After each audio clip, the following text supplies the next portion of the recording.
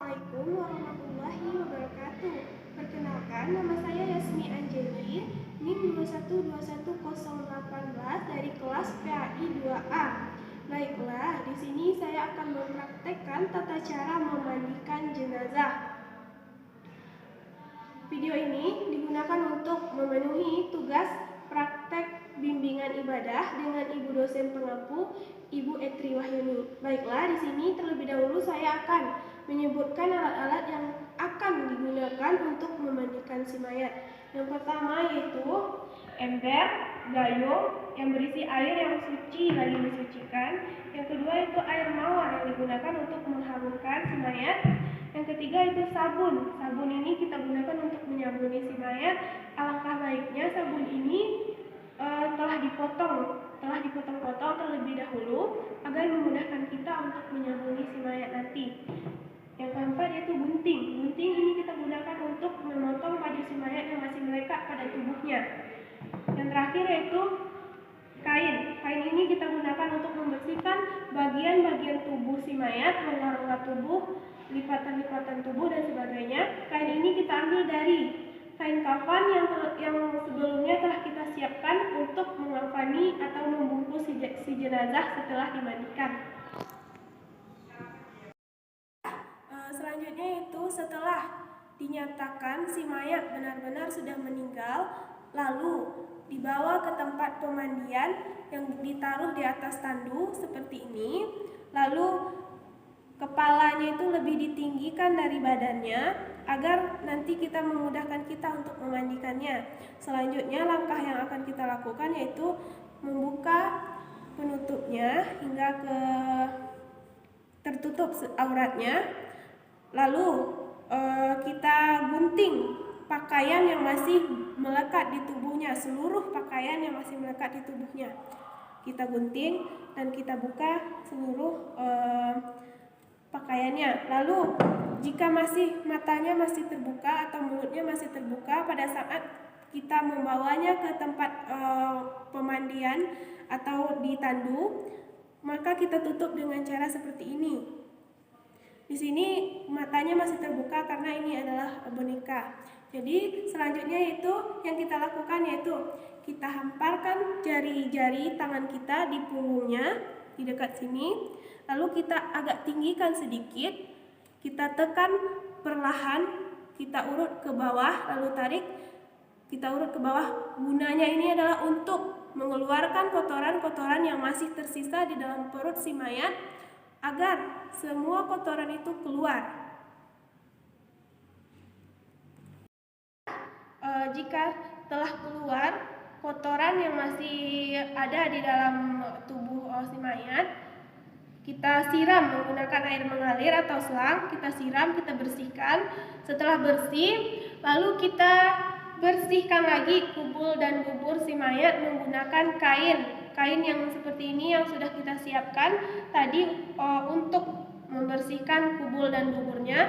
Caranya seperti ini, kita taruh di tangan, kita seperti ini kan. Lalu kita bersihkan kubul dan bubur si mayat dengan cara memasukkan jari-jari kita ke dalam rongga tersebut, lalu kita putar sekitarnya, jangan terlalu keras karena nanti si mayat akan tersakiti. Kita bersihkan kubul dan dubur si mayat. Baiklah, setelah dinyatakan kubul dan dubur si mayat benar-benar bersih, lalu kita istinjakan si mayat dengan kita membaca niatnya yaitu nawaitul istinja'a minal mayyitati fardhu alayya lillahi ta'ala.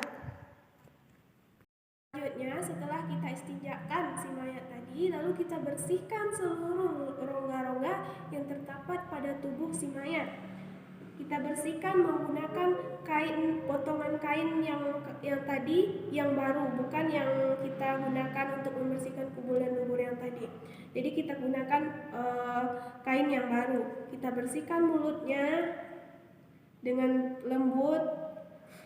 Kita bersihkan hidungnya, kita ganti kainnya dengan kain yang bersih.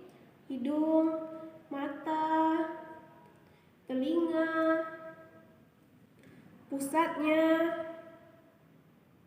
Jika sudah dinyatakan kain ini kotor atau tidak dapat lagi dicuci atau dibersihkan, maka kita ganti menggunakan kain yang lebih bersih lagi, yang baru.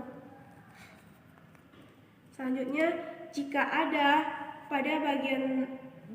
si mayat telah sakit menahun, maka di punggungnya itu akan ada membekas. Jadi juga kita bersihkan punggungnya itu, seluruh yang rongga-rongga yang ada, kotoran-kotoran yang melekat pada si mayat kita bersihkan. Itu baru kita niatkan si mayat dengan membaca, yaitu nawaitul ghusla li hazihil mayyitati fardhu kifayati lillahi ta'ala. Nah, setelah kita niatkan, lalu kita mandikan seluruh tubuh si mayat, yaitu kita ambil air yang suci lagi mensucikan. Kita mulai dari sebelah kanan. Jika kita sebelah kanan, maka kita miringkan dia ke sebelah kiri dengan cara seperti ini, perlahan. Kita ambil air yang suci lagi mensucikan dan kita siram menggunakan perantara tangan kita. Jadi jangan sampai air itu langsung ke tubuh si mayat. Jadi menggunakan perantara tangan kita seperti ini. Sebelah kanan dulu, terkena di atas dan bagian di bawahnya juga. Selanjutnya yaitu sebagian sebelah kiri. Jika sebelah kiri, maka kita miringkan dia ke sebelah kanan seperti ini. Kita siram menggunakan air.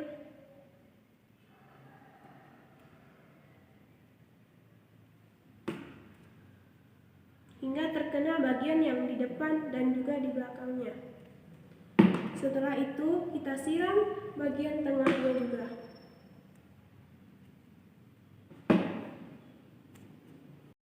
Nah, setelah kita mandikan si mayat tadi, lalu kita sabuni seluruh tubuh yang ada pada tubuh si mayat, baik itu lipatan-lipatannya atau kotoran yang masih tersisa, menggunakan sabun dan kain yang baru.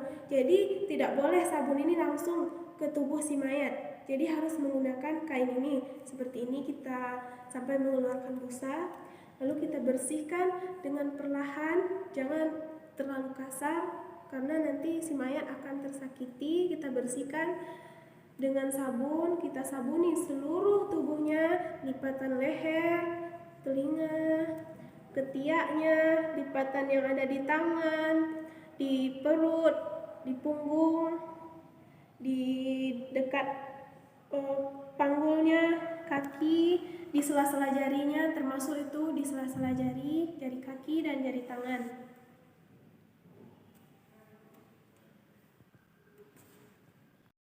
Setelah kita sabuni seluruh tubuh si mayat, lalu kita siram menggunakan air yang suci lagi mensucikan.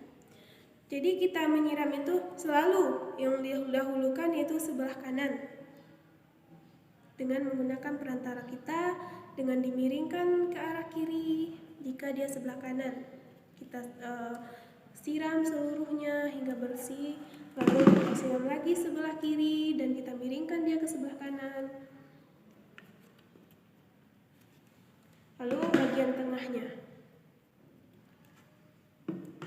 Selanjutnya baru kita wudhukan si mayat dengan membaca niat nawaitu wudu'a li hazihil mayyiti lillahi ta'ala.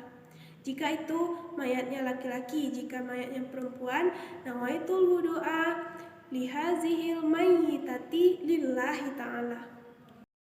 Setelah diwudukkan si mayat tadi, lalu kita mandikan si mayat dengan menggunakan air 9. Apa itu air 9?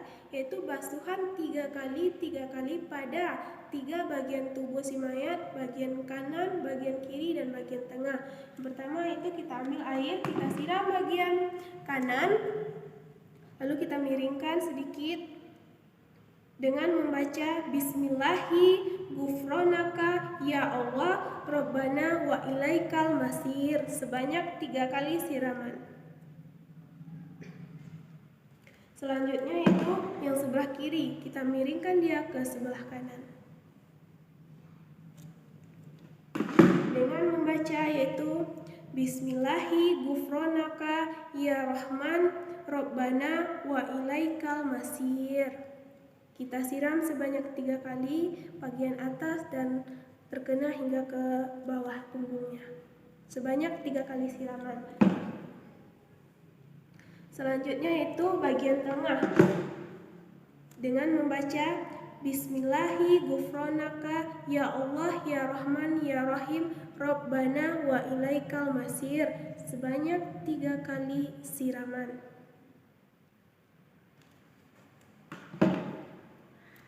Kita membaca yaitu La ilaha illallah wahdahu la syarikalah lahul mulku wa lahul hamdu yuhyi wa yumitu wa huwa ala kulli syai'in qadir. Baiklah, langkah selanjutnya itu mengambil air sembahyang. Apa itu air sembahyang? Menyiram bagian kanan si mayat dengan air, dimulai dari ujung kepala sampai ke ujung kaki, dan menyiram bagian kiri dari ujung kepala sampai ujung kaki, dan menyiram lagi bagian kepala. Baiklah, kita ambil air, lalu kita miringkan dia ke sebelah kiri, lalu kita siram dari ujung kepala hingga ujung kaki. Kita ambil lagi air, lalu kita siram bagian kiri, kita miringkan ke sebelah kanan. Kita dari ujung rambut atau ujung kepala sampai ujung kaki. Selanjutnya kita siram lagi kepalanya. Selanjutnya yaitu yang kita lakukan adalah mengganti kain basahan si mayat dengan kain yang baru. Baiklah, caranya yaitu tidak boleh langsung ditarik seperti ini, karena nanti akan kelihatan aurat si mayat. Caranya itu seperti ini, kita masukkan, kita taruh kain ini di atas, lalu kita tarik yang kain yang basah tadi ke bawah dengan hati-hati.